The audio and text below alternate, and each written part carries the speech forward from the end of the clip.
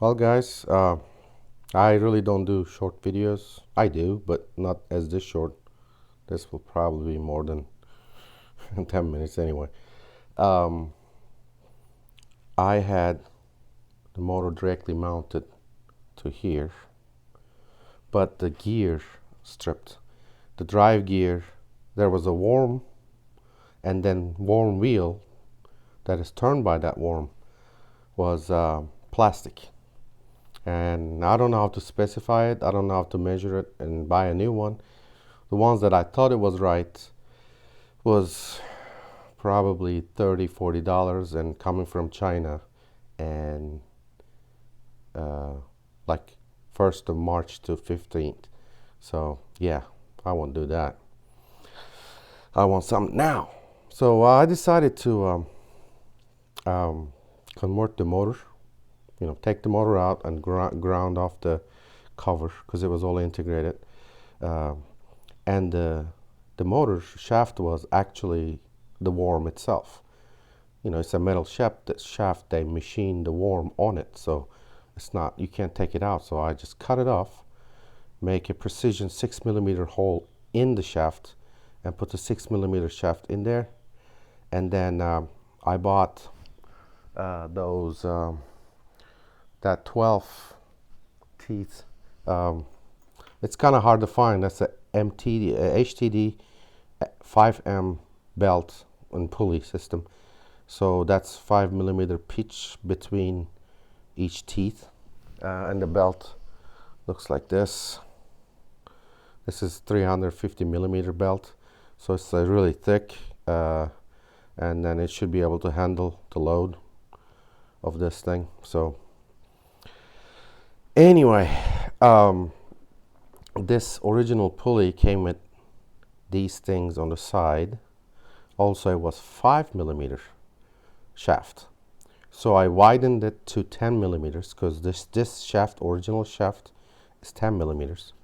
So I cut it off, 6 millimeters hole in it, precision in the middle, and then I made another shaft here by I cut that worm which was here, so I made 10 millimeter OD part here, which the OD goes down to 6, so it would insert into this.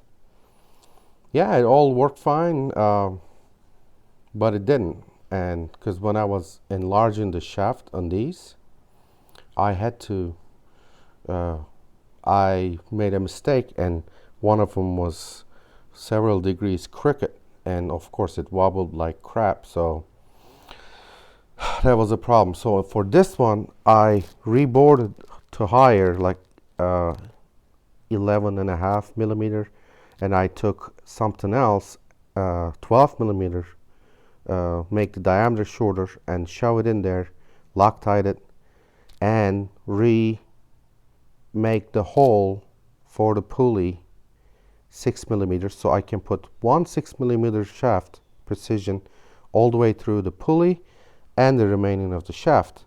So Loctite all, boom, it's going to be 100%.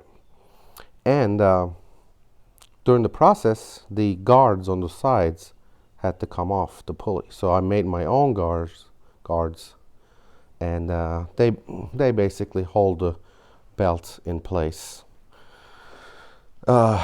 when there's like a misalignment or whatever. So I make them a little bit thicker. This is overall 1.5 millimeters, but there's a concave part to it. So I made just this straight, and then deburred the sides real well, Loctite it on the side, put it in there. And before, now to the point of the video, before that, this when I measured it over there, it had, I can't now, well I can, but it had like a 1/1000th of an inch or 3/4 of a thousandth of an inch, so 7.5 10,000ths of an inch out of round, as it is from the factory. But then I measured it. It was pretty good. It was half 1,000. So now I made this. This is the shaft that goes through the pulley into this, Loctite it solid, and then I'm going to turn it on. So we'll see. It is running, so it's touching. You can tell it's touching. I'm moving it. Okay, hold on. There's no movement at all, and this is a 5/10,000ths of an inch indicator. There's no movements at this speed or high speed. So let me. So that thing is, well, I'm moving it because I have to hold it at the same time. At this speed, if it was moving, then it would be like this. So there's absolutely no movement. Very tiny. So if I leave it, it'll push it out because there's nothing underneath this to. And that's not only thing. That's the shaft. That's precision shaft that I purchased. And I made the hole in the shaft and this precision myself. And it took me a couple tries. And obviously, I have to remake the bore. But this time I did it with a lathe, and yes, it was correct. And of course, these guards I made, which sits on the hub I made. And let's measure those.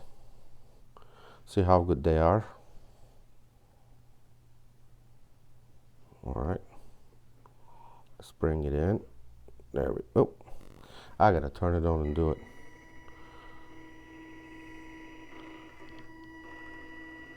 It's jumping. Come on, why are you jumping? It wasn't. Come on. No, it was perfect earlier. Something changed. Something on this thing, or maybe I should use some oil or something. Or there's a burr in there. No, this wasn't what it was. Okay. No, there's something different now. Let's see if I can do the shaft.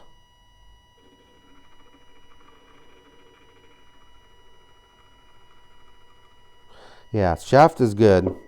This one is good. The precision, 6 millimeters. Come on.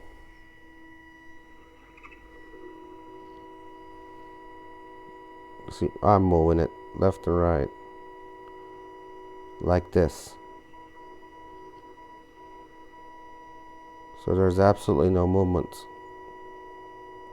Besides me. No vibration. And I'm surprised. This was working just fine a moment ago. Maybe I scraped it or something.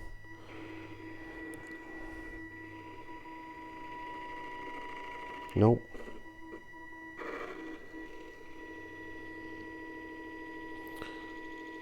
That's still half 1,000ths. But that doesn't matter. What matters is this, which I won't be able to do because it has teeth, so. But the point of it is made in China, but reconditioned in Florida to be correctly operating. So I'm surprised. What the heck? There's something in here. No, it wasn't like this. Unbelievable. What the heck?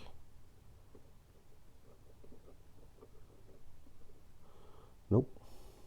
See, there's a track in there. I already scratched it in some way, and this one came straight from the maybe there was something on there, because this is hardened. That's aluminum, so that is several orders of magnitude harder. Well, not several orders, but it's very hard. And it's hard only like couple millimeters around. It's case hardened, I think that's what it's called. Outside is very hard, inside is like butter, well, cheese. But I'm surprised. Yeah. Well, if I buff that, it will go away. Because I just witnessed the, yeah, I mean, anyway. But still, it's much better than what it was. And it's going to be more durable. And I have, this motor will be sitting here. And then I have, this is 12. And it's going to rotate a 660, which is 5. And then there will be another 12 here, just like this one, which will rotate another 60 on that one. So 5 times 5, 25 times the speed. And this is 360 RPM. The output will be 144. And this has 2 kilogram per centimeter or something like that torque. Well, it will be 50 kilogram per centimeters over there. So it will have real good torque, even better than the original one, because the original one was 24:1 gear ratio. This is 25:1, so 5% or whatever better torque, and it will be driven with these nice belts. I have dual belt system in here too, but this is HTD 3M. Can you see? Yeah, 3M. This one is smaller teeth than this, and the output is actually HTD5M, which goes down below to the other one. So in this one, I decided to go both of them HTD5M. So, and this is not the one. I think the one that it's coming today. It's 470. I calculated all that. I draw all this, updated the design. So the center to center, you give the center to center distance and the pitch diameter of the pulleys. Of course, this is 12 is smaller, and then 60 is bigger. You give all that, and it gives you the length of the belt. So I give 5 millimeters, almost 0.2 inches longer, and these adjustable. So this goes in there. It can slide up and left and right. Similar, that one is also able to slide. So first I will align that one and this one, and then based on that I will align the motor. And since also because of these 60 teeth HTD5M pulley is not only expensive, it's I wasn't able to find it. Amazon, it's just no. eBay had some. I think Amazon had some too, but it's like way into March. I'm like, what the hell? So I bought the aluminum, and I look at the design. I got some kind of open source. Someone, I mean, I appreciate what they did. It was really nice. I don't remember his name. I would thank him. He designed a parametric what you call the pulley design. You put your parameters, what it is and what profile it has. You tell what the dimensions should be, for the flanges, and then how many teeth it has, and then boom, it just draws it, and then I just export it and put it in the model, so I can get much better one-to-one relationship with the reality and the actual drawing, whatever. So yeah, that thing was invaluable. I mean, it's ridiculous. So other than that, let's see, I also use that software with the data sheet from SDI-SI or whatever. I think it's a big company, or most commonly used company that does this pulley and belt stuff. I look at the HTD5M specs, and what the pitch diameter is, how deep the these grooves, whatever. Um, so I calculated. It's I think the OD of the pulley for 60 is going to be 94.35 millimeters. So I bought 4-inch blanks, 3/4 inch, which is bigger than this. This is 16 and a half. 3/4 inch is 1905 millimeters. So yeah, I'll machine it myself. I got bolt circle thing on the mill, and I know what the diameter of these are. The grooves, actually, when you look at from the side, I cannot show, but when you look at here, through here, that radius for that tooth is diameter is 305 millimeters, so 3.05. So that corresponds to 0.12 inches. So yeah, you just 60 holes from that. Well, diameter for those holes are different than 94.35. I think, well, I don't have it off the top of my head, but it is, I'll just make 60 holes and then take it to the lathe and take off down to 94.35, and boom, I have well, I'll have to deburr it because the tooth are smooth and stuff. These are done with the ball head, ball end mill. So, but yeah, I mean, I can just, I can make it. 60, it's not that bad. I can, well, 120 sides needs to be deburred, and 2 wheels, 240, but I'll get a technique going. It's not going to be that bad. It beats waiting till March. So anyway, that's the update. That's the, oh, another thing. This was a motor like kind of like that, that was the base design. This doesn't, this just has 2 wires. So, but that one's actual, I don't know, something New Yorker or whatever, it's compatible with one of those brand names, well, model names, model cars. I don't remember what it was, but it's Chrysler and Dodge and blah blah. So that's actual windshield wiper motor. So windshield wipers have 2 speeds, slow and fast. So, and just to make it go slower for raking and stuff, I statically connected to the slow, so when I turned, it was always going slow. But now, having that faster coil, there's the different coils in there. So this one, I put this, so this is the faster one. Yep, so it's getting after it.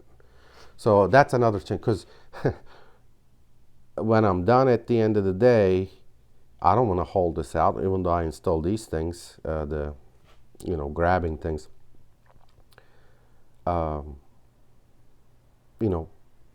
We got 10,000 square feet. It's not huge. People have acres of land, but having this go, like I give it a direction and, turn it all the way on. With the low speed, it was taking 5 minutes from getting back from the backyard to the front yard. I'm like, oh my God. So that's gonna help with that if I don't wanna, lift the back tires with these and then, haul it out. So that's another change. That might also come in handy when I just want to do some, just raking. I can just put this down. By the way, I took it off. It's right there. So I can just lock it in this position, because if I don't, right now it's going to act differently because it's balanced with the weight of that thing. Now it's, if I go back, it's going to flip out because of the way that the system has those nulls, and it's not balanced without the weight. So anyway, so I will lock it in some position that is making contact slightly, and then I can use it as a just like regular leaf rake, not deep or hard raking, just static raking. Just hold it like this in some position, and so it doesn't spring back up, and touching the surface a little bit, not the soil, but the like where the leaves are, not the embedded one just on top, so it can just like go backwards faster and clear out the leaves. This would be, yeah, that would be very handy after Hurricane Sally, which we had here.